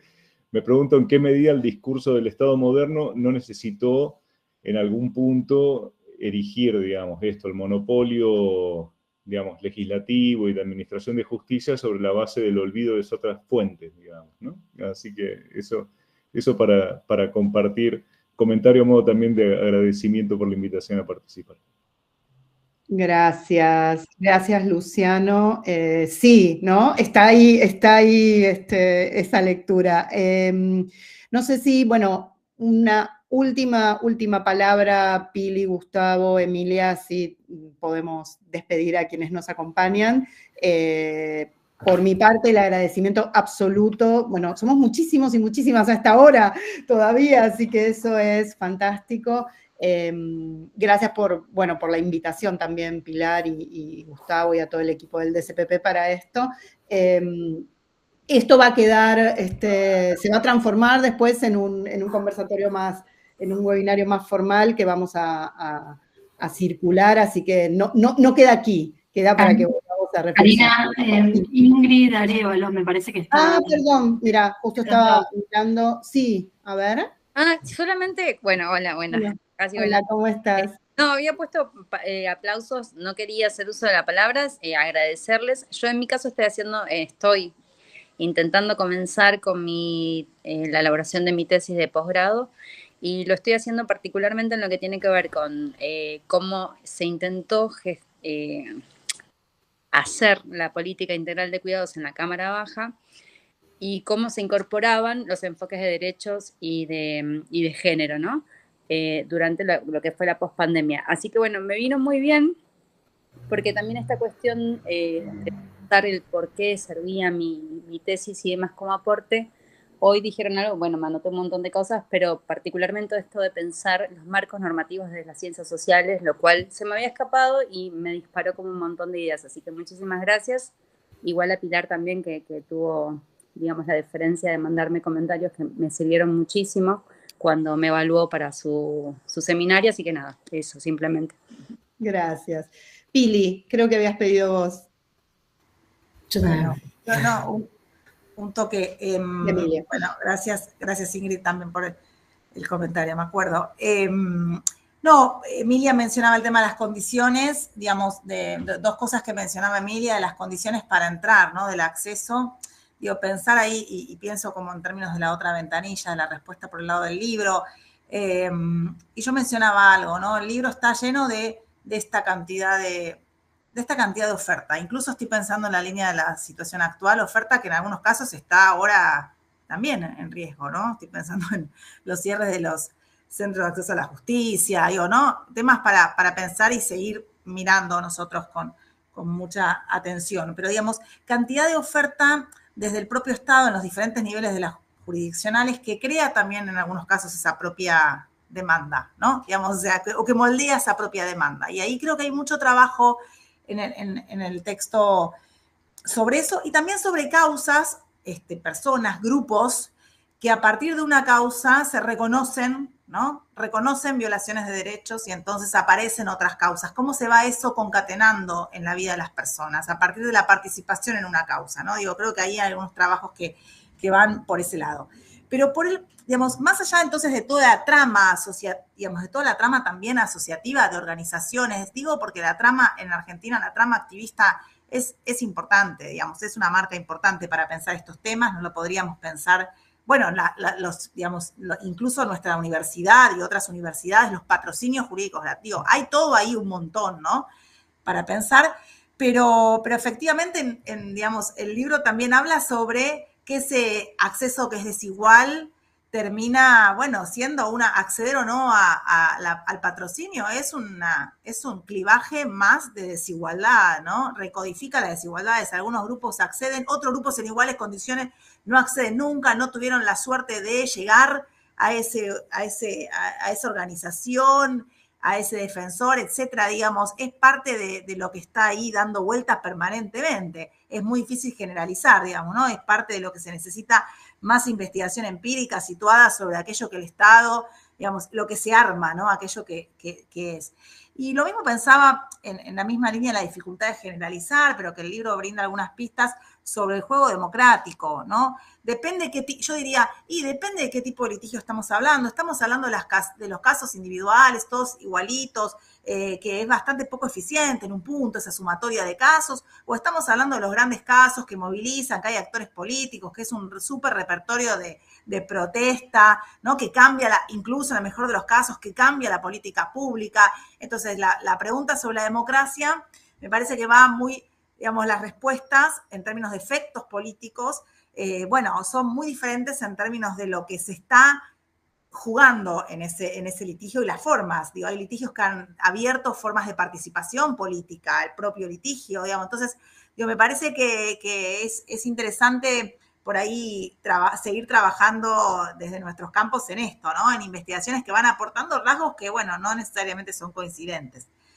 Por mi parte, después, nada, callarme, agradecer a todos y a todas. Bueno, esto va a estar subido, como el resto de los diálogos también, así que eso está buenísimo. Y bueno, gracias, Cari, también por todo el trabajo, y Emilia, porque sabemos que estás en otro... Es muy tarde para Emilia. Otro clima, otro todo. Así que también agradecemos un esfuerzo familiar también, digamos, de estar... Casi la 1 de la mañana, pero igual quería decir otra cosa, si me permiten, y ahí me... gracias Cris y Luciano por el comentario. Quería volver sobre esta idea de la relación con el derecho en la Francia moderna. Luciano, vos hablabas de los cahiers de doléances y las letras de cahiers, y me hace pensar a una fuente que yo, sobre la que trabajo mucho, que ya hablé de las cartas a las autoridades, las súplicas, en donde también uno, en función de la teoría que tiene en la cabeza, las puede leer de diferentes maneras, porque la gente suplica, reza, son cartas que son casi rezarle a la Virgen y a Cristina a veces, y sin embargo muchas de las categorías, cuando uno las piensa, cuando uno las analiza, son categorías jurídicas. Cristina, Cris, en tu capítulo vos hablas, por ejemplo, de las villas, la categoría de villas, que se volvió una categoría que la gente, digamos, moviliza porque está atravesada de derechos, ¿no? La categoría de pobres. Hay un montón de categorías que aparecen en esas cartas que no son categorías que describen, como dice la historiadora Simona Cerruti, no son categorías que describen una situación social, sino categorías que describen o que, digamos, que son jurídicas, que describen ciertos derechos. Entonces, eso, uno puede leer esas cartas diciendo esta gente se somete realmente a la autoridad, se arrodilla para pedir un favor, para pedir una ayuda excepcional, y uno, si uno ahonda, digamos, como decía Thompson, rasca en la superficie de esas categorías, se da cuenta que en realidad hay mucho más y hay una conciencia de derechos que es muy fuerte. Bueno, eso, y que hace que la relación con la autoridad, digamos, haya dos lenguajes. Un lenguaje es el del don, del amor, de la súplica, pero también un lenguaje que es el de la reivindicación, digamos, de derechos. Bueno, nada, quería agregar eso. Bueno, y gracias, Emilia, bueno, por esto que decían Pili del horario y de tu dedicación también a la lectura. Va a cerrar Gustavo, que saluda, porque aparte cumplió con el tiempo perfecto, entonces le vamos a permitir a Gustavo cerrar. No, gracias por eso. Dos cosas. Cumplió años recientemente. ¿Cómo? Cumplió con el tiempo y cumplió años recientemente. Recientemente también. Con lo que decía Luciano, que Bourdieu tiene una frase interesante que dice que una institución que triunfa, uno olvida que tuvo un origen, ¿no? Y de ahí hace toda su genética sobre el Estado y muestra la importancia, ¿no? Digamos, de los juristas en esa construcción efectiva. Y en relación con esto y con lo que estuvimos discutiendo y con también la cosa que dijo Cristina y Pilar, sobre esta reducción que los portavoces del actual gobierno plantean en términos del manejo de derechos que se supone que deberían regirnos, ¿no? Que hablan de vida, propiedad y libertad, y ahí se agota en todo caso la cuestión. Creo que también removiliza estas discusiones que nosotros estábamos viendo en un movimiento pesimista, pero que entran en otra lógica, ¿no? Porque lo que entra en discusión tal vez es la propia legitimidad de esas propias ideas que, en todo caso, se entroncaban con todo ese proceso que hemos estado analizando. Solamente eso. Y, por supuesto, una vez más, agradecer la posibilidad de haber tenido la posibilidad de leer el libro de Emilia, que me resultó una actividad extraordinaria estos últimos días. Bueno, entonces con esto terminamos. Muchas gracias. Gracias a todas, todos y todes por acompañarnos. Gracias, Nacha, Carlos, que están por ahí haciendo la asistencia técnica para que esto quede registrado. Lo vamos a editar y vamos a quedar todas y todos jóvenes, bien peinados y peinadas seguramente con la edición. Así gracias a ustedes por haber estado hoy con nosotros en este cuarto encuentro. Muchísimas gracias. Nos estamos viendo. Gracias por la invitación nuevamente. Oh, gracias, Emilia. Chao. Que descanses. Gracias.